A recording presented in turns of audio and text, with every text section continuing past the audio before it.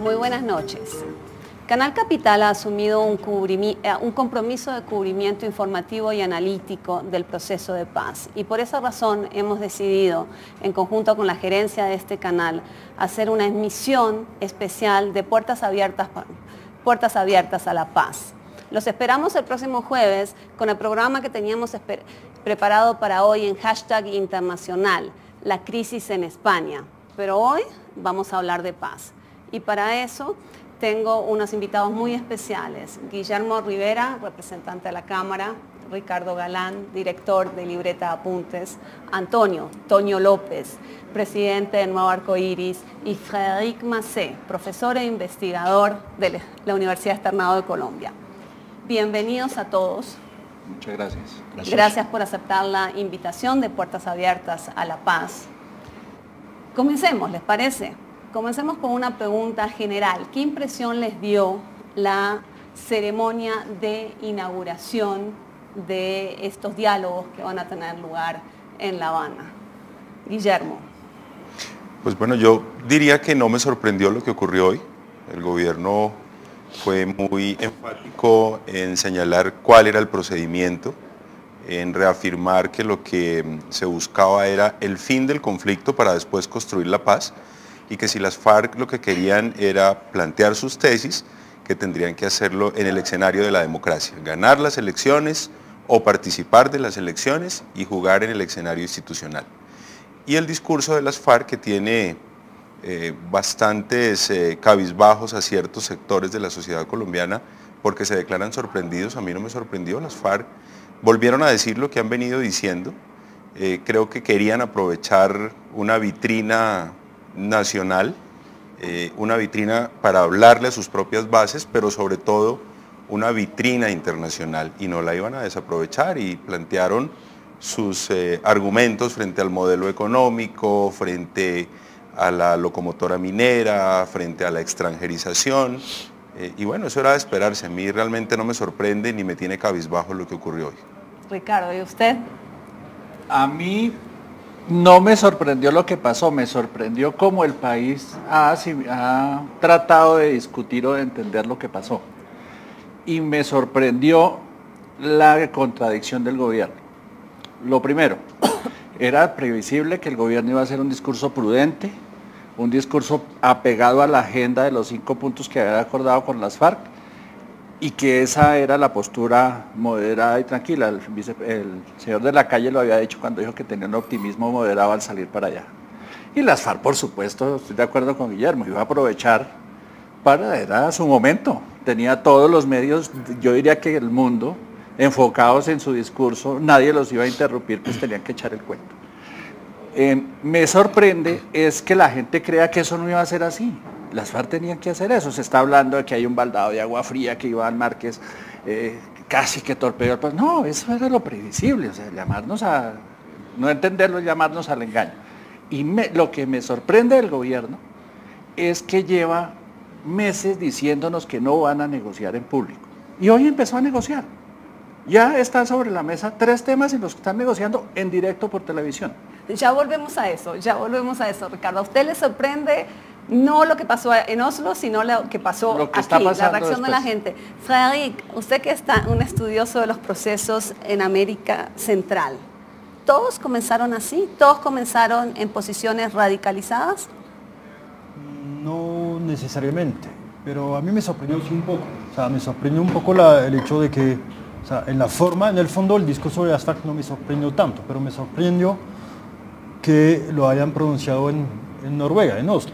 Hoy, obviamente hay una vitrina que no iban a desaprovechar, pero uno hubiera podido pensar que algunas reglas se habían fijado y que de pronto no iban a entrar en eso. No es que hubo trampa tampoco, sino que yo creo que aprovecharon de pronto de algún margen de maniobra que les permitió decir lo que dijeron. Y en el fondo no, yo creo que sí, es un discurso que hemos escuchado antes, que tiene la ventaja de poner en la mesa pues los elementos de la negociación que empieza. De hecho, parecía que casi no había reglas para nada, ¿no? Porque el discurso de Iván Márquez fue muy largo. Yo cuando arrancó parecía que estamos listos para un aló presidente. Eso... Pero igual de largo que el de Timochenko el día que anunciaron los diálogos, el presidente Santos por aquí y bueno, y Timochenko en Venezuela o en las montañas de Colombia, no sé. También fue larguísimo. El presidente habló 5 minutos y Timochenko habló media hora. Tonio, y para usted, ¿cuál fue su primera reacción hoy por la mañana? Positiva, feliz y contento. Si partimos de la aceptación de que la negociación que se inicia se da en un escenario distinto a las anteriores, que por fin de manera explícita se habla de la dejación de armas, significa que cuando tú arrancas el proceso eso no lo detiene nadie. Se necesitaría un factor terriblemente negativo, muy grande, para que estemos ante la eventualidad de una ruptura, qué sé yo, de este proceso, de tal manera que el objetivo del día de hoy era instalar los diálogos, pues parte de victoria se instalaron. Yo soy del equipo de los optimistas, esto no tiene reversa, y el discurso de la FARC era previsible absolutamente, tú no puedes cambiar el libreto que había, era un libreto. Este prediseño, este bosquejo, este boceto, es un libreto para la negociación, pero no es un libreto para la exposición pública de la política por parte de la FARC, de tal manera que tú no podías pensar en libretear a la FARC de manera estricta, que se ciñera a un boceto que está diseñado es para organizar la discusión que va a desarrollarse en La Habana. Entonces, era de esperarse que, por supuesto, la FARC utilizara, y de eso se trataba, de la mejor manera posible, la exposición ante los medios y ante el público. Yo creo que ese discurso, por otra parte, lo veríamos luego, tendría serios inconvenientes para luego, para la FARC misma, para el proceso de transición y para su futuro juego político en el posconflicto. Se traduciría, ese discurso se va traduciendo en un elemento negativo para la FARC en tanto proyecto político. Ahorita yo creo que no se perturba nada. Bueno, usted había planteado que ya había empezado la negociación en 3 temas principales, Ricardo. ¿A qué 3 temas se refería? A si se discute o no, si es tema de discusión o no. Y digo disposición y no negociación porque ninguno de los dos usó la palabra. Y más bien las FARC dejaron en claro que ahí no iban a negociar nada. Pero el tema es, el primero es, ¿se va a discutir ahí el modelo socioeconómico del país? El gobierno dice que no. Las FARC si uno mira bien y lee bien el discurso de Iván Márquez, es la discusión del modelo socioeconómico, sin lugar a dudas, primer tema. Segundo tema, la inclusión de Simón Trinidad en la mesa, parece un tema irrelevante, pero empezaron el forcejeo, el gobierno dice, no está en discusión, no tiene que ver conmigo, las FARC dicen, lo queremos aquí, hicieron un par de cosas ahí simbólicas para querer que sí. Y el cese del fuego. Iván Márquez volvió a insistir en el tema del cese del fuego y el señor de la calle le contestó que eso tampoco está en discusión, es decir, empezaron a discutir.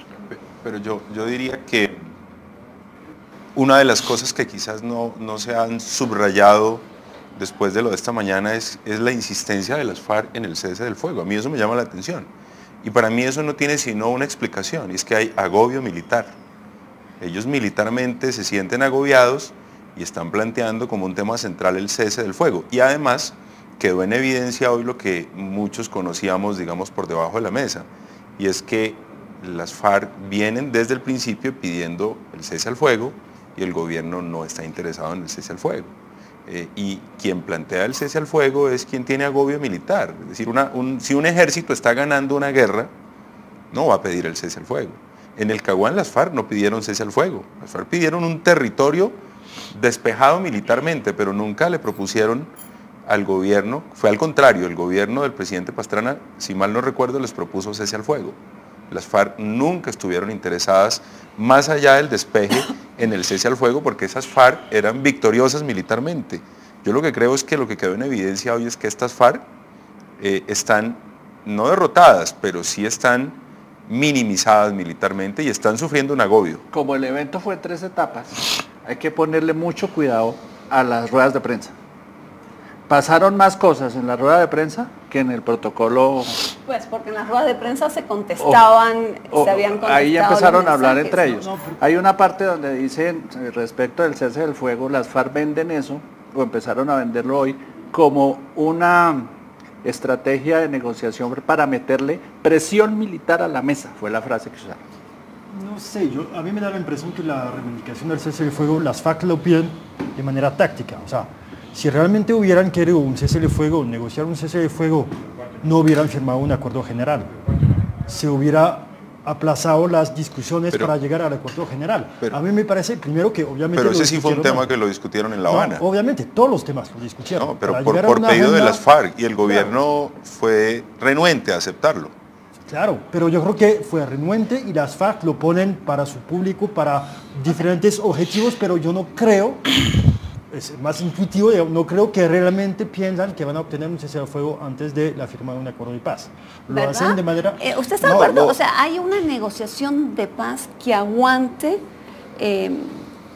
no cese el fuego o al menos no reducción de la violencia, algún mecanismo para que se reduzca la violencia? ¿Qué negociación aguanta? Yo creo que el último de todo esto es lo siguiente. No hubo ningún mensaje en el sentido de condicionar la continuidad del proceso a este tipo de exigencia. Lo de Simón Trinidad es una petición, lo de cese fuego es otra petición, y toda esta cantidad de impugnaciones a modelo no podía ser de otra cosa. Ellos, además, la sustentación histórica que han hecho del alzamiento armado, lo hacen con base en la impugnación de un modelo, tienen un relato histórico, tú no puedes cambiar eso de la noche a la mañana, de tal manera que yo, desde ese punto de vista, estoy muy tranquilo. No ligaron ni cese del fuego, ni lo de Simón Trinidad, nada de estas consideraciones a la posibilidad de que el proceso siguiera o no siguiera.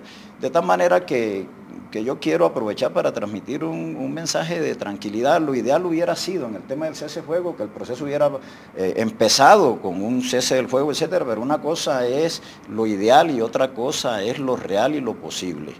Una cosa es lo deseable, otra cosa es lo posible. Yo creo que lo más realista es haber empezado en medio de reconocimiento del conflicto, etcétera. Era lo realista. Yo creo que incluso no descarto que antes de esta segunda etapa se puedan dar elementos de cese de fuego que no necesariamente implican un cese del fuego total. Pueden ser ceses del fuego parciales. Anoto una cosa, a mí me sorprendió positivamente una declaración que le escuché al presidente de Ecopetrol diciendo que apenas se planteó el anuncio y el arranque de este proceso con la firma del acta del bosquejo, etcétera, disminuyeron los atentados automáticamente contra la infraestructura petrolera del país. Es que esto va produciendo un efecto psicológico, es cuando te metes a este proceso con la perspectiva de la dejación de armas, ya no estás pensando en cómo escalar la guerra, sino en cómo empacar maletas para reintegrarte a la sociedad civil. Ok, pero entonces, en ese escenario, Tonio, en ese escenario, la pregunta sería, ¿es posible en el horizonte de tiempo más o menos que se está planteando el presidente Santos, que no es necesariamente el de la FARC, una propuesta como la de Ernesto Samper, de decir, si no hay cese al fuego, se puede lograr cierto tipo de acuerdos humanitarios que ayuden a reducir la violencia? Por ejemplo, alrededor de minas, alrededor de secuestro, alrededor de menores. Bueno, alrededor del secuestro ya hubo un pronunciamiento que eso fue conversado. Digamos, el pronunciamiento de las FARC, cuando nos sorprendieron a todos diciendo que ponían fin a la práctica del secuestro extorsivo, que pues por supuesto hay razones que muchos tienen para decir no les creemos aún, pero digamos hubo un pronunciamiento. Ese pronunciamiento fue conversado en La Habana, entiendo yo, y creo que fue una condición para protocolizar esta segunda etapa, es decir, para hacer público el anuncio, tanto que venían conversando como que continuarían haciéndolo en una segunda etapa, de tal manera que a mí no me sorprendería que lo que tú planteas, es decir, que se vengan pronunciamientos en el sentido de no vamos a sembrar más minas, no vamos a reclutar más menores o vamos a entregar a los menores que están en nuestra fuerza, quizás se vengan, o sea, sería maravilloso, pero pues creo que el antecedente del pronunciamiento frente al secuestro indica que pudiera lograrse otros. Que ese escenario es posible. Les propongo entonces pasar a la discusión del tema de la agenda, lo que planteaba Ricardo. Yo vi ahí un forcejeo muy fuerte, no sobre lo que se había pactado, o sea, ambas partes dicen el acuerdo es el marco de las conversaciones en La Habana. El problema es que las mismas palabras pueden significar cosas diferentes, ¿verdad? ¿Qué fue lo que ustedes vieron ahí? Yo creo que hay o sea, a mí me parece que la gente se focalizó sobre los 5 o 6 puntos de la agenda como tal, olvidando un poco lo que podríamos llamarle el preámbulo o los objetivos que están planteados en el acuerdo general. Si uno mira los objetivos de la negociación en el acuerdo, ¿sí?, hablan de desarrollo económico, de justicia social, de ampliar la democracia. Y después plantean los puntos, los 5 o 6 puntos temáticos. Pero la gente nos focalizamos en los puntos de la agenda, olvidando los objetivos. Y los objetivos generales son muy importantes. Entonces, a mi modo de ver, cuando las FARC dicen, es que claro que vamos a hablar de desarrollo económico, claro que vamos a hablar de justicia social, claro que vamos a hablar de muchos temas que están en el acuerdo, ¿sí?, están interpretando lo que está en el acuerdo. Ahora, que el gobierno no quiera o que ellos hayan tenido otra lectura, puede ser, pero hay dos cosas. Una cosa es plantear temas de la agenda, pero yo puedo tener un tema y manejarlo de manera muy diferente. Por ejemplo, el tema de la tierra, ¿sí?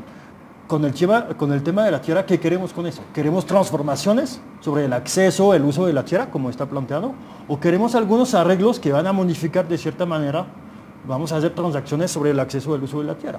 Las FARC tienen una visión transformacional. El gobierno está dispuesto a hacer transformaciones, me parece que como en toda negociación, cada uno está hablando de lo que quiere y lo que le conviene. El gobierno trata de concentrarse o de concentrar la atención de la gente, del público, en los 5 puntos acordados. Y las FARC en el preámbulo. No es gratis que en las aperturas de la rueda de prensa las dos partes hayan enfatizado dónde querían poner el foco. El señor de la calle todo el tiempo dijo, lo único que vamos a discutir, insisto, no están diciendo que van a negociar, sino que van a discutir, van a conversar sobre los 5 puntos. Y Márquez al abrir le dice a Ricardo, ¿cómo se llama? El compañero, que lea el preámbulo, no, al Granda, que lea el preámbulo, y que con eso le están respondiendo a de la calle. O sea, son dos posturas totalmente diferentes, dos lecturas diferentes de lo mismo, y cada uno vende la suya, como el tema de la tierra, que a mí me parece que va a ser... Tampoco son completamente diferentes, se complementan. Claro, porque para las FARC, fíjese en lo que dicen las FARC cuando hablan de la tierra, y hacen la relación tierra es igual a territorio, y el territorio incluye el suelo y el subsuelo, y ahí se va por la minería y la industria petrolera, y empiezan a partir de ahí a desarrollar todo un discurso que termina entendiendo el gobierno y la gente que estaba siguiendo la transmisión como que iban a discutir el modelo económico. Uno puede pensar que hablar de desarrollo económico con equidad social tiene que ver de alguna manera con minería, con petróleo. Claro, pero el gobierno dice que no, el gobierno cree que no, o nos quiere vender la idea de que no. Primero, yo estoy seguro, pues no tengo pruebas, pero yo casi seguro que durante la fase, el año y medio o los 6 meses de prediscusión, negociación, tocaron el tema, ¿sí? Tocaron el tema para incluirlo de manera expresa en el acuerdo, o para no incluirlo, o para dejarlo de manera un poco más amplia. Pero yo no puedo pensar que durante 6 meses, ¿sí?, para llegar a un acuerdo no hayan tocado el tema del modelo económico, no hayan tocado el tema del petróleo, de las empresas multinacionales. Ahora, hablar de empresas multinacionales, de petróleo, de minería, de todo esto, no significa necesariamente contestar o modificar o reivindicar un cambio radical de modelo económico. Lo que pasa es que ¿qué entendemos por modelo económico? ¿Sí? Que modelo económico no es volver a un sistema marxista. Esa es la discusión que tienen que tener entre ellos y ponerse de acuerdo, porque la señal que recibió hoy el país es una señal de que están hablando de cosas diferentes. Si uno habla de tierra y va a negociar, obviamente que hay que hablar de alguna manera del modelo económico. Si no, ¿de qué van a hablar? Bueno, correcto. Bueno, dos cosas. Es que era el prólogo. Ningún actor de estos se sienta a la mesa de negociación del conflicto reconociendo que está derrotado. Ok.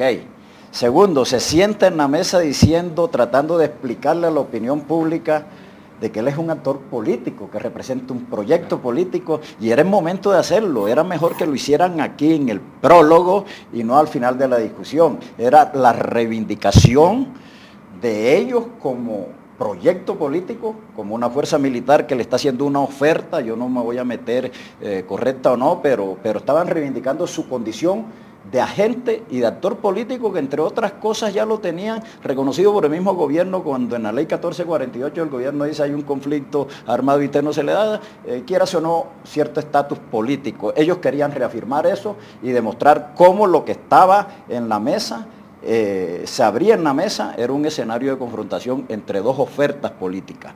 Segundo, el modelo. Dijeron una cosa, tú tienes razón en lo siguiente. Bueno, ¿quién puede estar de acuerdo con un modelo infame que no hace sino es producir en serie pobres y pobres y pobres? Que yo creo que ningún cristiano o cristiana puede decir, saludo efusivamente un modelo que mira cómo está en el país, etcétera.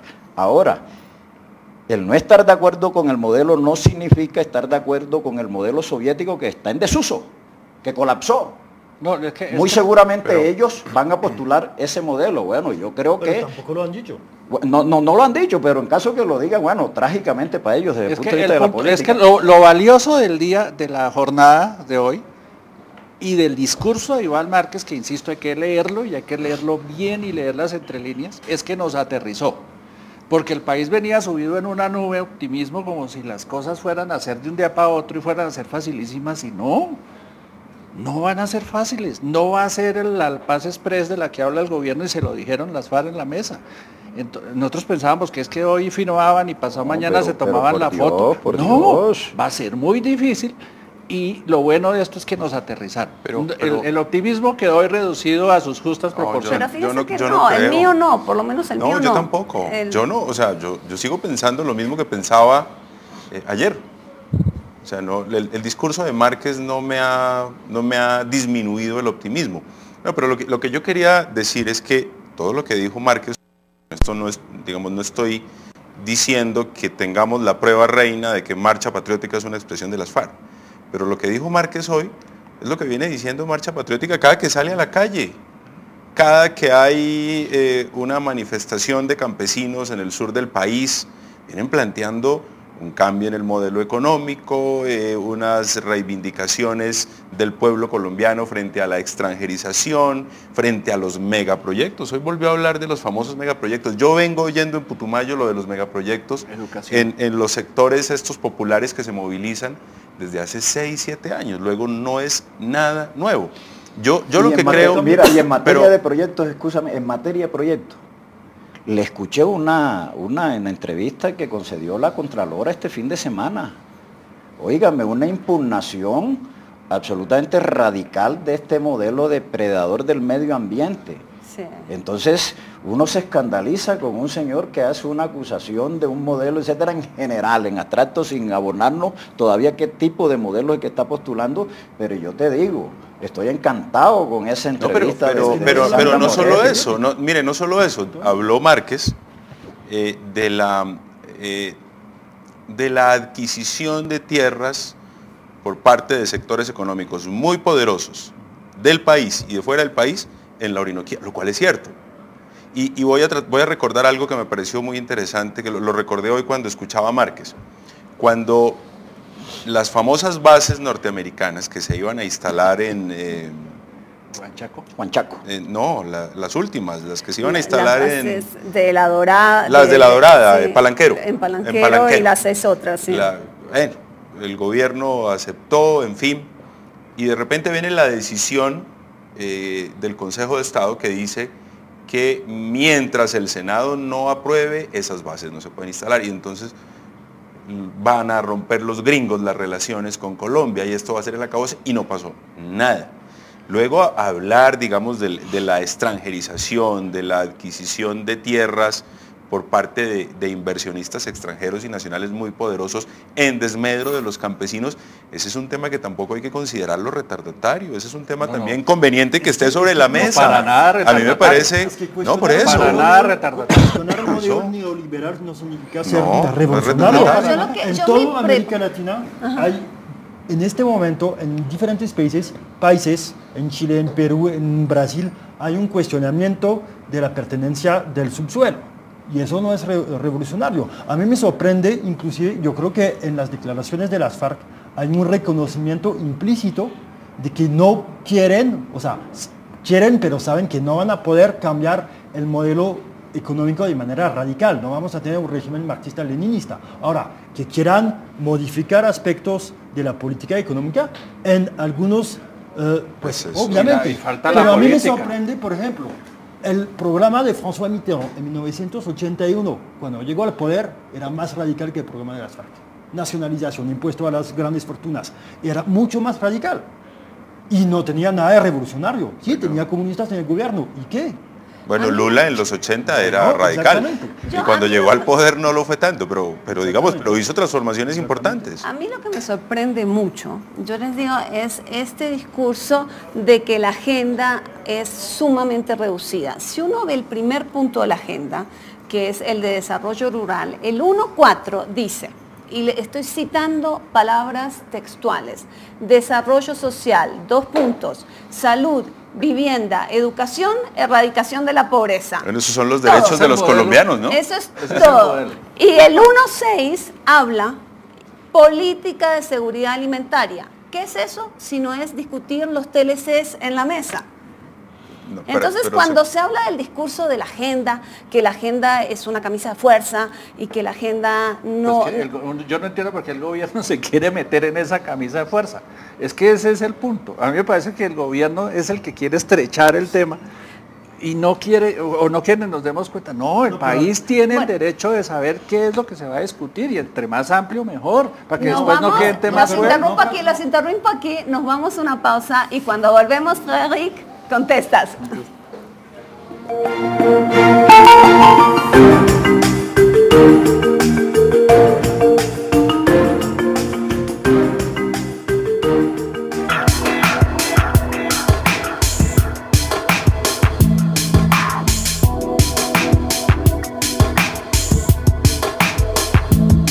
La televisión pública debe ser el escenario del diálogo nacional intercultural.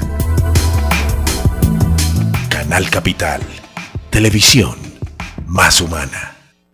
El 2012 es muy especial, porque el 25 de octubre se aplicarán a los estudiantes de todo el país las pruebas Saber tercero, quinto y noveno.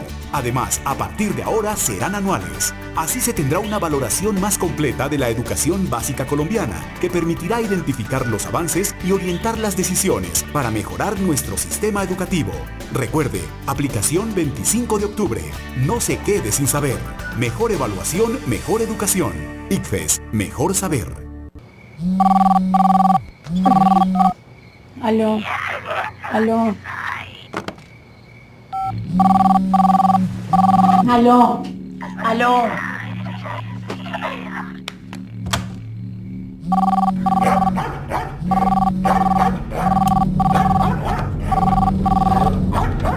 ¿Aló?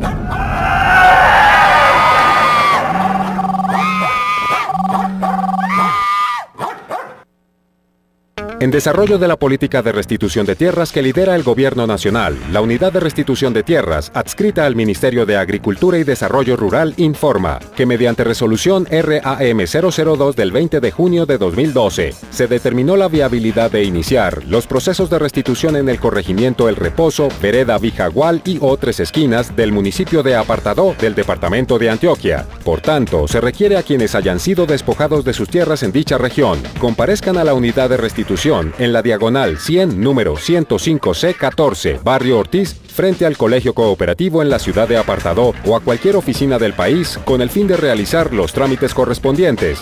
Para más información, consultar www.restituciondetierras.gov.co. Estamos cumpliendo. Prosperidad para todos. Condenamos el exterminio de la Unión Patriótica UP. Este jueves 18 de octubre, en Hagamos Memoria. El baile rojo, Memoria de los silenciados. Un documental que cuenta la historia sobre el trágico devenir del partido político de Colombia llamado la Unión Patriótica. Hagamos Memoria, jueves, 9:30 de la noche. Canal Capital, televisión más humana.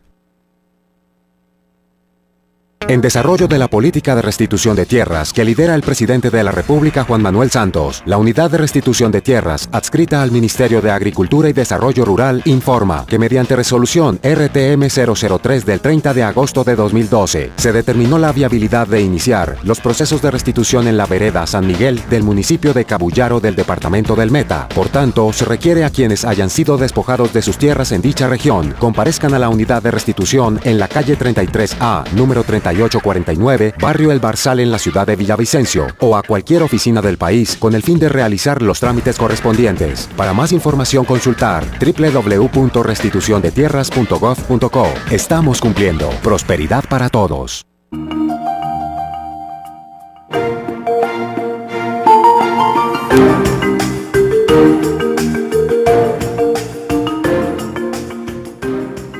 Seguimos en Canal Capital en este especial de Puertas Abiertas a la Paz.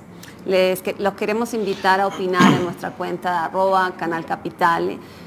También pueden mirar el programa en canalcapital.gov.co. Lo estamos transmitiendo por live stream.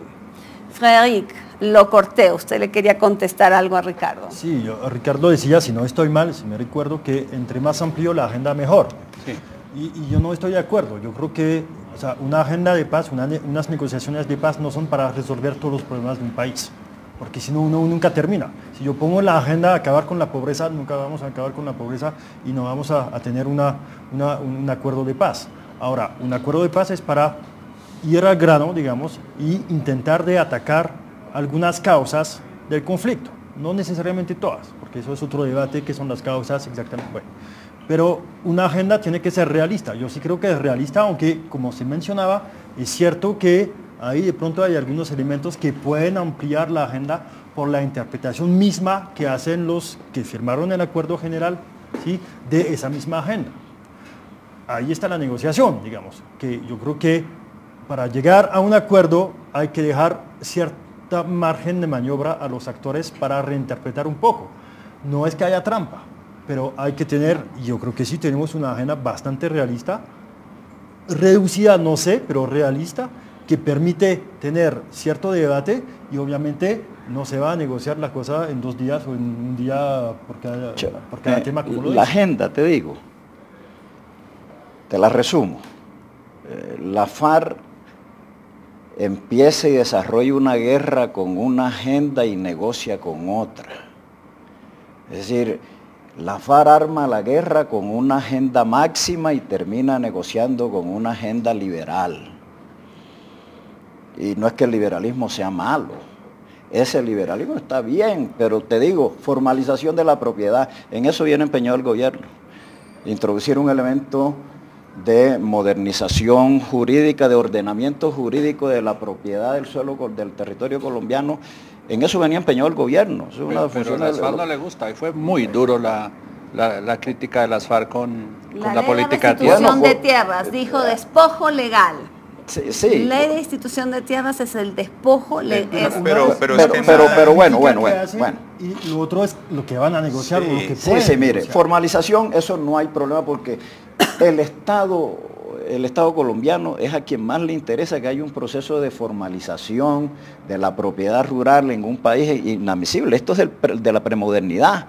40-45% de la propiedad rural no está titularizada, de tal manera que es bueno y es conveniente para el desarrollo económico de las fuerzas productivas del país resolver un elemento de titularización. Eso no va a haber ningún problema. El problema de la tenencia de la tierra sigue siendo un problema, por supuesto, pero yo creo que el problema del desarrollo rural hoy no es fundamentalmente un problema de tenencia de la tierra. Creo que va a haber un poquito de tierra hasta de sobra. Estamos hablando de 6, yo hablando de 8 millones de tierras entre abandonadas, expoliadas, etcétera, lo de estupefaciente, lo de los terrenos baldíos, baldíos, las propiedades que se puedan afectar, aquellas propiedades por supuesto escandalosas, y eso tiene que ver con una crítica al modelo, es decir, un modelo soportado en una propiedad latifundaria, eso es un premodernismo terrible, propiedades de 20.000, 30.000, eso es una grosería. Toño, recordemos Eso puede lo que ser dijo afecta- Iván Márquez. Iván Márquez dijo, se están titulando tierras y los campesinos las van a tener que vender porque no van a poder explotar estas tierras.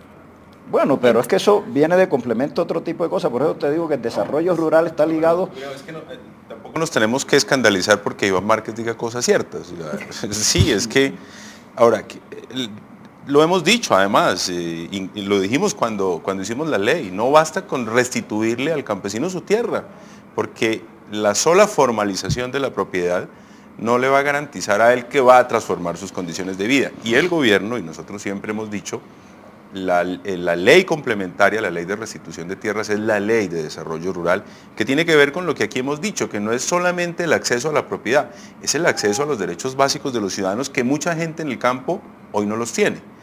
Y en esa medida me parece que es interesante que la discusión que se dé allá permita ojalá traer al diálogo institucional digamos, unos acuerdos mínimos frente a qué se debe entender por un desarrollo rural, por un modelo de desarrollo rural.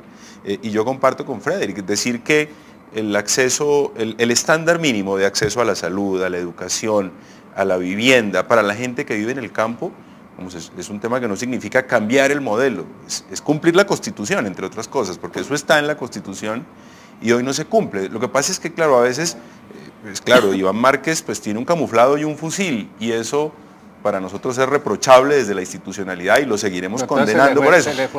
Pero digamos, cosas de las que dijo pues son ciertas, el problema es que las dice Iván Márquez. Se le fue la mano al señor de la calle con la interpretación. Pero lo que sí es cierto, Guillermo, es que fue crítico de la ley de víctimas y restitución de tierras y del marco jurídico, marco jurídico por la paz. ¿Qué escenario ven ustedes con respecto a las dos leyes que criticó fuertemente Iván? Te puedo decir en un minuto para no abusar de la palabra. Yo creo que las FARC van a cuestionar todo lo que surja del establecimiento. Y la ley de víctimas y restitución de tierras, que es una ley muy progresista, que es una ley revolucionaria desde mi punto de vista, pues para ellos surge del establecimiento y ellos no diferencian el establecimiento de si es una persona de centro izquierda como lo somos nosotros, que promovimos la ley de víctimas, así es un sector político de derecha o de centro derecha. Para ellos el establecimiento está del otro lado. Y si hemos reconocido que hay un conflicto, pues ellos son una parte del conflicto y el establecimiento es la otra. Luego todo lo que provenga del otro lado para ellos va a ser o malo o insuficiente y van a tener que cuestionarlo. Lo que creo es que ya una vez en los detalles, bueno, han dicho que no hay negociación, en los detalles del diálogo. ¿Qué van a hacer ustedes con la ley de tierras? El ministro de Agricultura fue el martes al Congreso y les dijo que les iba a pedir permiso para arrendar o vender tierra a gobiernos y empresas extranjeras. No, pero venga, pero ahí tienen que sincronizarse los tiempos. Sí, pero es que esa es una idea del ministro. Bueno, pero el gobierno es el mismo. Está negociando con las FARC una cosa. Hoy le acaban de decir cuál es el problema. Las FARC todos sabemos es un problema de tierras, es un problema rural. Pero el gobierno al mismo tiempo tiene unos compromisos. El que se tiene que sincronizar es Juan Camilo. Es que Juan Camilo no puede salir con una propuesta de esas, por muy Juan Camilo que sea. O sea, él no, perdóname, yo no, o sea, increíble, a mí me parece pero en la onda que está que decías, la FARC necesita resituarse en una agenda que por excelencia debía ser la de la guerrilla de la FARC, que es el tema de la tierra. Para ellos es absolutamente inadmisible que se la hayan apropiado de esa agenda. Eso explica, al decir de ellos mismos, explica la existencia del conflicto y de la FARC, el tema de la tierra, etcétera. Sí, ellos no nos van a reconocer a nosotros eso. Y tienen que reasumir la conducción, ellos no van a admitir eso, por Dios, están desagendados de la agenda sobre tradicional. Sobre todo cuando el presidente ha repetido muchas veces, ojalá esto pase en Oslo, pero nosotros seguimos con la agenda progresista.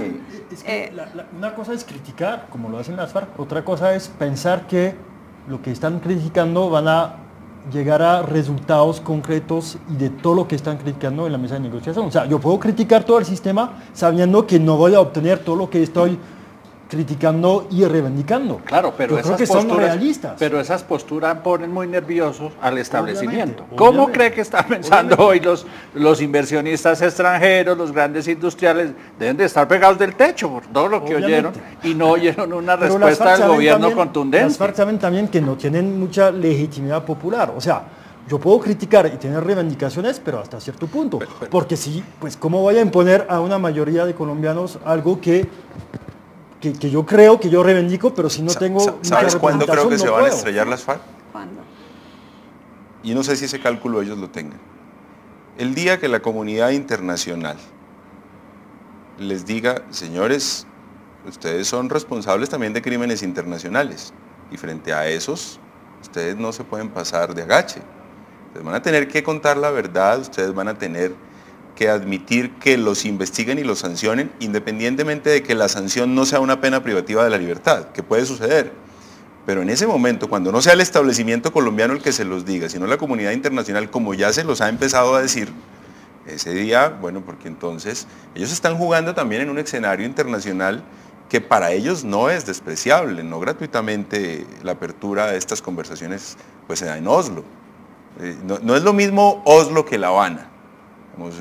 Lo de La Habana es distinto. Vayamos a este frente que acabas de abrir, Guillermo. Antes quería darle un saludo a la gente que nos está reportando sintonía desde Venezuela y decir que aquí hay alguien que nos está diciendo que lo que le preocupa es que el gobierno siga pensando en una negociación, siga enfocándose solamente en el desarme, sin pensar en estos temas de desarrollo, de modelos de desarrollo económico. Tocas el tema internacional. A mí me parece que en las primeras palabras de Humberto de la Calle hoy hubo una insistencia muy grande, un agradecimiento a los 4 países que acompañan este proceso, pero insistió, las conversaciones son directas. Aquí tratar de despejar de cualquier manera el fantasma de la mediación. ¿Acertado o no? Sí, pero primero nadie habló de mediador. Si no hubieran dicho hay mediadores. No, hay garantes y hay acompañantes. Uno puede mirar las diferencias que significa los gobiernos exactamente. de Cuba y de Noruega fueron claros. Estamos aquí como mediadores. Ah, no, oigan, es que no oigan todos los discursos.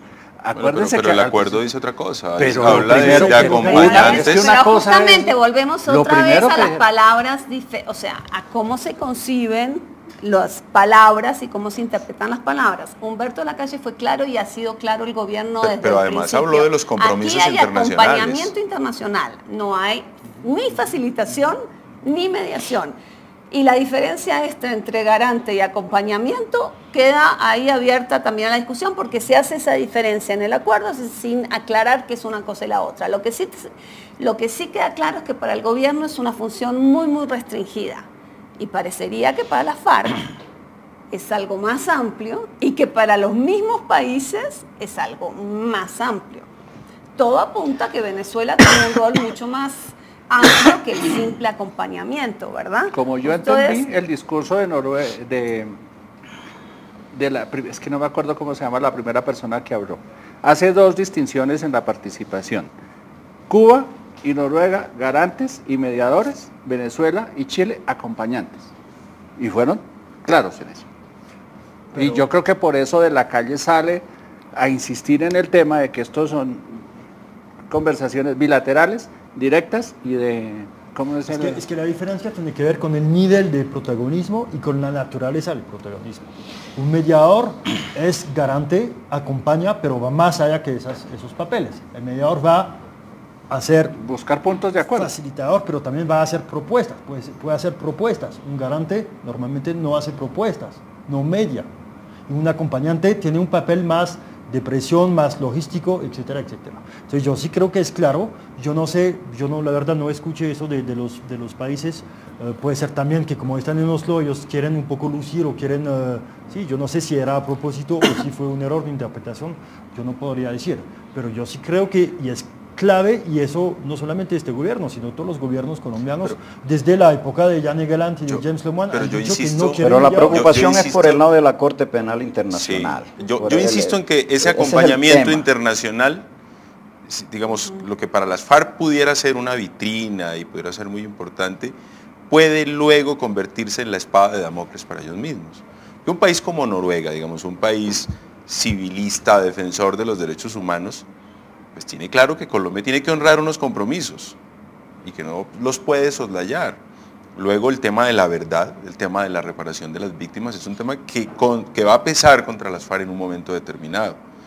Y yo no sé si ellos son conscientes de eso, si han medido ese escenario. Porque va a llegar un momento y pues está en la agenda, es que los derechos de las víctimas están en la agenda. Esa es. Y en ese sentido yo creo que es aconsejable pensar en un proceso con toda la ventaja y todo lo bueno que significa el acompañamiento, todas estas gestiones en la calidad de acompañante, de garante, de facilitador, de como se le quiera llamar. Yo creo que es prudente conservar cierta distancia, repito, a pesar de las ventajas de la presencia internacional, y hacer un proceso más atendiendo a las dinámicas y a las circunstancias como se ha desarrollado el conflicto en este país, más entre los colombianos. Porque el temor que tengo es que Colombia ha suscrito el tema de la Corte Penal Internacional y que no se nos venga a atravesar entonces invocando, mucha opinión pública va a invocar, de hecho ya lo está invocando, que no puede haber ningún tipo de amnistía, ni de indulto, etcétera, etcétera, las posiciones estas muy radicales. Pero lo dijo el alto comisionado de Naciones Unidas para los Derechos Humanos. Claro, que no puede haber, etcétera. A mí me parece que ese es el elemento más preocupante. Y por eso yo creo que sería... Colombia va a honrar sus compromisos. Es definitivamente como el punto más difícil de negociar, ¿verdad? Para mí es el miedo. A mí me parece todo lo contrario. Digamos, no quiero decir que sea fácil de negociar.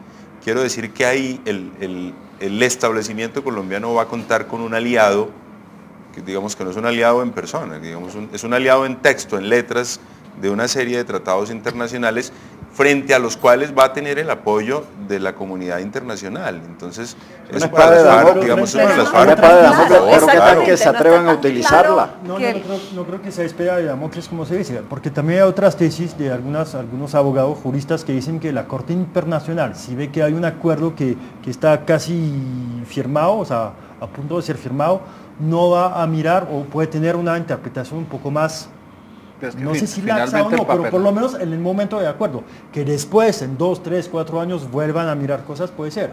Pero el otro punto es que los países, que sea Noruega, que sea Chile, una cosa es que tengan o que hagan presión o que juegan un papel, digamos, un poco de orientador, de presión, de garante en las negociaciones. Yo pensaría que si mañana se firma un acuerdo de paz, que sea Chile, que sea Noruega, no digo que se van a desinteresar totalmente, pero yo no creo que vayan a realmente hacer mucha presión sobre las partes, a menos que haya una institución, un organismo internacional que vuelva a retomar ese papel, organismo del cual pueden pertenecer esos países. Si pensamos en la ONU, pero mira lo que ocurrió. El fiscal colombiano dice, en el fondo aquí lo que hay que hacer es un indulto. Lo dijo el fiscal. Se trata de un indulto que en la Constitución no se llama indulto, pero es un indulto. 2 días más tarde, lo que se va a llamar perdón presidencial, el alto comisionado para las Naciones Unidas aquí sale y lo replica y le dice, no señor, indulto y amnistía no es posible hoy en la legislación internacional. Bueno, pero mire, no, yo creo que eso es una... sí, yo creo que en eso, Guillermo, todavía no hay acuerdo y no ha sido testeado todavía, o sea, no ha pasado por el test de la Corte Penal Internacional. Yo sí creo, el estatuto no pronuncia nunca, o sea, no está nunca la palabra amnistía incluido, y el principio de subsidiariedad, de complementariedad, perdón, podría dar un espacio a que hubiera algún tipo de amnistía no llamada como tal, que pudiera ser contemplada como, digamos, compatible con el Estatuto de Roma. Claro, pero siempre y cuando haya verdad. Permíteme terminar eso, Guillermo.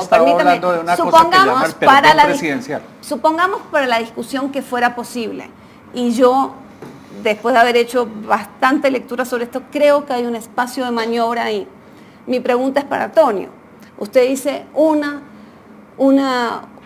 negociación entre colombianos, no con tantas condicionalidades externas. Y es justamente esa la preocupación, es que está la sociedad colombiana dispuesta, y no hablo solamente de radicales de un lado o del otro, pero está la sociedad en su mayoría dispuesta a perdonar crímenes de lesa humanidad, porque es justamente aquí que me preocupa, no afuera, afuera. La legitimidad se construye en el proceso de negociación y depende mucho de cómo la ataque políticamente la FARC, y cuando yo empezaba esto decía, me preocupa del discurso de la FARC otras consecuencias para luego.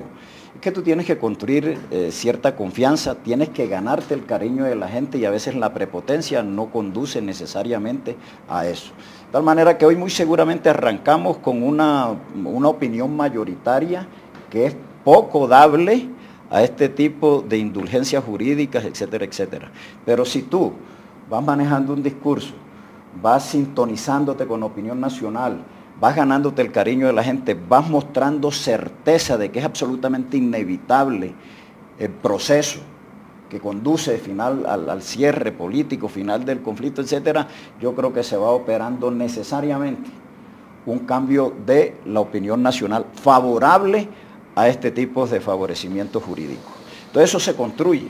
Por eso a mí me preocupa también, y esa era la preocupación, una en el tema jurídico y la otra ya en el tema político. Es que yo creo que una organización de esa debe estar ya pensando en cómo se conecta con el país nacional si están pensando en un proyecto político. Es que ese proyecto político que hoy esbozó Iván Márquez no vende en la opinión nacional, y poco juego van a tener después del proceso de desarme y desmovilización.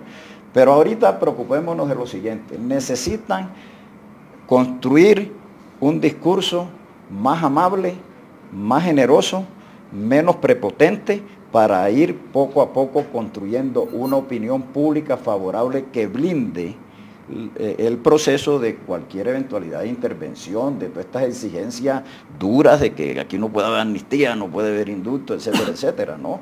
Eso es perfectamente manejable. Pero es que es perfectamente manejable, pero depende del manejo del proceso. Creo que uno puede conseguir los abogados que le puedan decir a uno que hay espacio. Obviamente el alto comisionado está haciendo su trabajo. Abogados hay para todo, y más en Colombia. Y el alto comisionado está haciendo su trabajo. Porque hay tampoco... unos que desenredan y hay otros que definitivamente pero de enredar las cosas. Ahora, hablando de blindar el proceso, Toño, usted habla de blindar el proceso. ¿Qué les pareció el anuncio de la calle diciendo va a haber refrendación popular de los acuerdos? Eso fue un anuncio oficial. Guillermo, usted había hablado de eso públicamente, pero se trataba como una especulación. Fui desmentido por el señor presidente del Congreso de la República, y bueno, creo que hoy los hechos me dan la razón a mí. En efecto, el presidente había hablado de esto y hoy se confirmó. ¿Qué opinión les merece la posibilidad de una consulta ciudadana o de un referéndum?